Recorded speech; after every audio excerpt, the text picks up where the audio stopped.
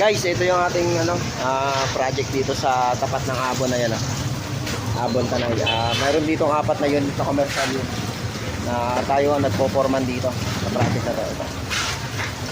Bali sa ngayon, ongoing yung buhos namin kasi inabot na kami ng buhos ng ulan hindi malaring hindi ito itutuloy gawa ng napuputol yung flooring.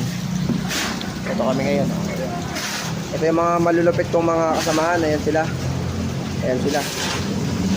Bali sa ngayon napilitan kami ituloy yung buhos gawa kasi ng inabot na ng ulan pero tapos na kami ngayon. Ito siya.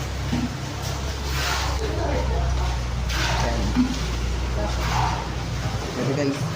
Yan konti na lang yan. Ayan siya.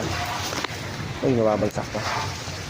Ganito kasi yan kapag talaga nagbubuhos tayo lalo na't ganito obligado tayong tapusin kapag nasimulan na gawa ng hindi pwedeng hindi yun itutuloy, possible na magkaroon ng problema yung flooring.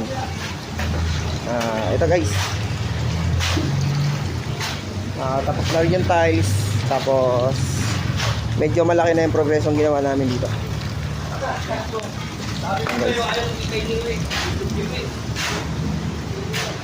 Bali, meron pa naman kaming 8 minuto para tapusin yung trabaho. Ayan guys.